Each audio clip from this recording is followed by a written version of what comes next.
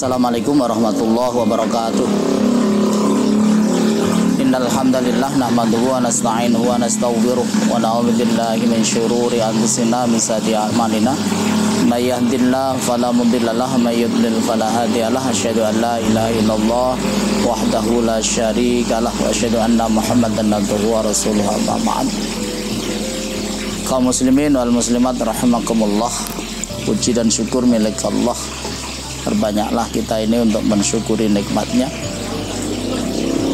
InsyaAllah dengan memperbanyak mensyukuri nikmatnya, Allah sudah berjanji dalam Al-Quran, la azidannakum, niscaya aku akan menambah.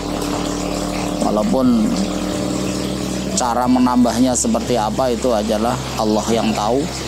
Itu haknya Allah subhanahu wa ta'ala. Tapi kita harus yakin karena itu adalah janjinya Allah. Salat dan salam mudah-mudahan tetap terlimpah tercurah pada Rasulullah Muhammad sallallahu alaihi wasallam. Allahumma shalli wa sallim wa barik alaihi. Kaum muslimin wal muslimat rahimakumullah. Saya ingin mengajak untuk merenungkan apa yang menjadi bagian dari perjalanan hidup kita yang selama ini sudah kita jalani dalam kehidupan, yang disebut dengan agama. Sebetulnya agama itu apa? Secara bahasa agama itu berasal dari kata dinun, ya, dinun, dal ya nun. Dinun itu yang terbentuk dari 3 huruf. Itu ketika berubah menjadi kalimat yang lain, misalnya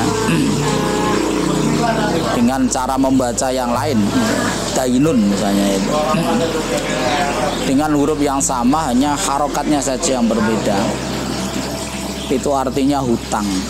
Jadi kalau dinun ini artinya agama, kalau dainun ini artinya hutang.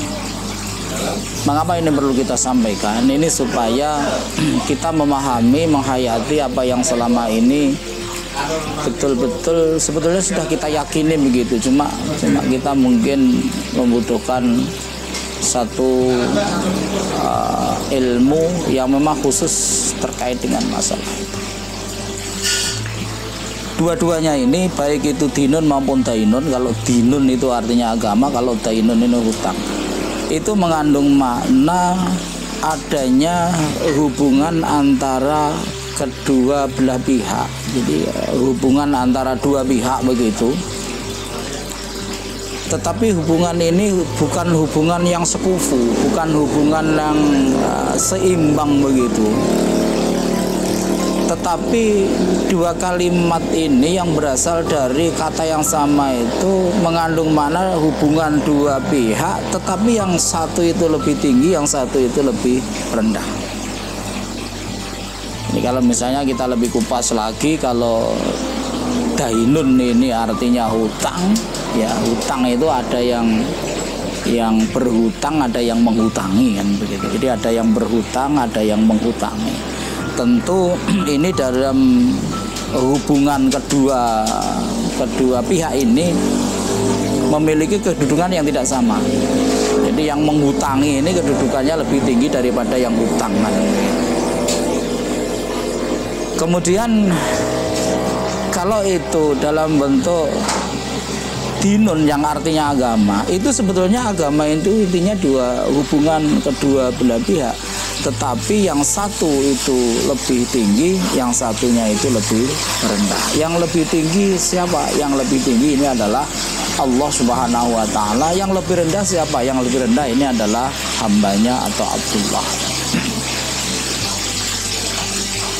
Jadi dari makna ini sesungguhnya kita ini sudah menyadari, kita ini dalam beragama itu harus memiliki kesadaran bahwa diri kita sebagai hamba ini memiliki kedudukan yang lebih rendah dibandingkan dengan Allah subhanahu wa ta'ala.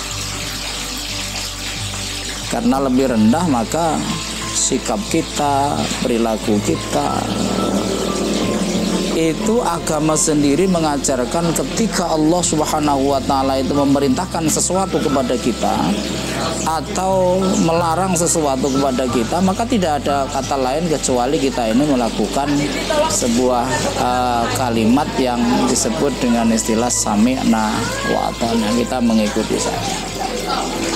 Kalau nun sewu, walaupun ini tidak persis bisa kita sandingkan, kita bandingkan ya antara kandungan makna dainun dengan dinun itu, tetapi ada nuansa kesamaannya, dimana kalau dainun yang artinya itu hutang, itu orang yang menghutangi itu memiliki kedudukan yang lebih tinggi dibandingkan dengan orang yang menghutang.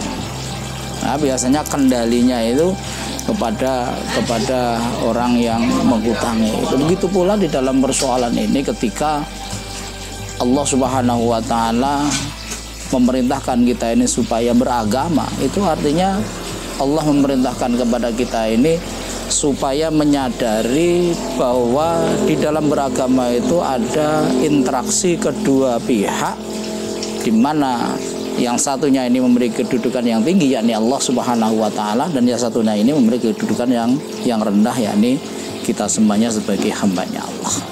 Ini kesadaran yang penting di dalam beragama, sehingga ketika kesadaran ini tertanam pada diri kita, maka insya Allah nanti kita ini tidak merasa keberatan ketika kita ini menghadapi perintahnya Allah, ketika kita ini menghadapi larangannya Allah, dan ketika kita ini menghadapi segala sesuatu yang merupakan apa yang bersumber dari Allah Subhanahu wa taala. Karena kita memang menyadari diri kita ini adalah seorang hamba yang memiliki kedudukan yang rendah, insya Allah.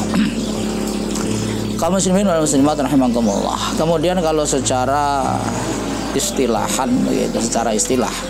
Kalau tadi yang kita jelaskan itu secara lughatan atau lughawiyah, secara kebahasaan begitu. Kalau secara istilah, yang namanya agama itu adalah ad-dinu wa ma syara'allahu ta'ala li ibadihi minal anbiya'i min awamiri wan nawahihi wal irsyadati li salahil ibadi dunyahum wa ukhrahum. Kira-kira gambarnya seperti itu. Jadi secara istilah agama itu sesungguhnya adalah sesuatu yang berasal dari Allah Subhanahu wa taala, yang disyariatkan oleh Allah Subhanahu wa taala melalui perantaraan para nabinya. Artinya ajaran Allah itu yang sampai kepada kita itu melalui perantaraan para nabi. Min awami, yang isinya itu yang pertama itu adalah dalam bentuk perintah. Jadi agama itu pertama dalam bentuk perintah. Yang kedua wan nawahi, juga dalam bentuk larangan. Jadi ada perintah, ada larangan. Wal irsyadati li salahil ibadi dunyahum wa ukhrahum. Dan ketika ini bentuknya adalah irsyad. Irsyad itu petunjuknya Allah. Bukan dalam bentuk perintah, bukan dalam bentuk larangan, tapi dalam bentuk petunjuk. Yang semuanya itu sebetulnya bukan untuk Allah, tetapi semuanya itu li salahil ibadi, yaitu untuk kebaikan hambanya Allah, dunyahum wa ukhrahum, baik itu dalam kehidupan dunia maupun dalam kehidupan di akhirat nanti. Nah, ini kita harus membangun sebuah kesadaran dalam beragama ini. Tanpa mampu membangun sebuah kesadaran, maka kita ini tidak pernah akan bisa beragama ini dengan penuh ketundukan kepada Allah. Padahal perintah beragama ini intinya adalah perintah supaya kita ini tunduk kepada Allah Subhanahu wa taala.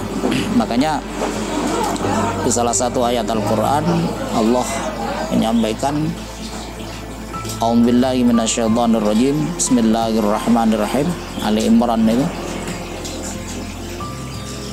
Ya ayyuhalladzina amanu taqullaha haqqa tuqatih wa la tamutunna illa wa antum muslimun.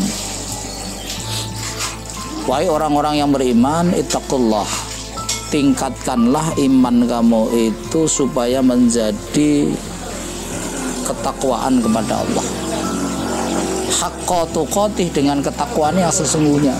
Wala tamutunna illa wa antum muslimun, jangan sampai nanti kita ini meninggal atau mati kecuali dalam kondisi yang muslim. Muslim itu artinya pasrah kepada Allah Subhanahu wa taala. Dan kondisi muslim ini betul-betul harus kita miliki, Pak.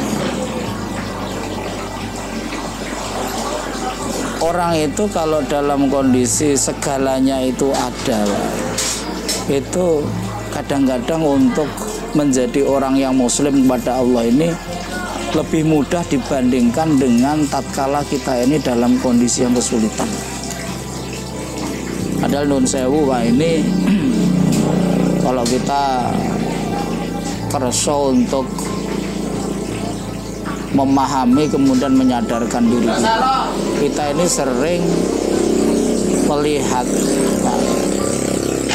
orang yang menjelang kematiannya itu dalam kondisi yang sulit, mungkin sakit, mungkin diberi cobaan begini dan begitu oleh Allah Subhanahu wa taala. Maka Allah menyampaikan, wala tamutunna illa wa antum muslimun, jangan meninggal kecuali kamu itu pasrah.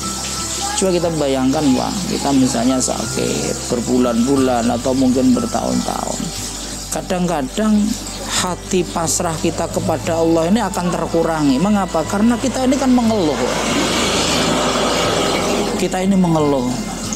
Kita sakit mengeluh, kita kekurangan mengeluh. Ya, yang dikhawatirkan itu tatkala kita ini sedang mengeluh, kemudian kita ini dipanggil oleh Allah Subhanahu wa taala.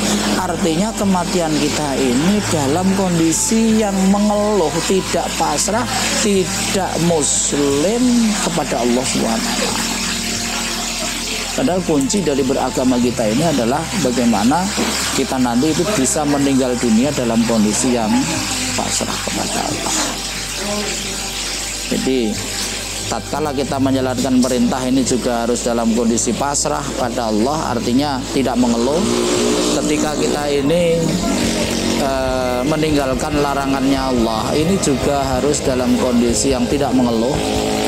Ketika kita ini dalam kondisi melaksanakan petunjuk-petunjuknya Allah, ini pun kita juga tidak boleh dalam kondisi yang mengeluh. Sebab kondisi mengeluh ini membahayakan diri kita, karena diri kita ini tidak ada yang tahu kapan kita ini akan dipanggil oleh Allah Subhanahu wa taala. Kaum muslimin wal muslimat rahimakumullah, ya kita berusaha sambil berdoa, mudah-mudahan tatkala kita ini nanti dipanggil oleh Allah Subhanahu wa taala, maka betul-betul hati kita ini dalam kondisi yang muslim, dalam kondisi yang pasrah kepada Allah Subhanahu wa taala.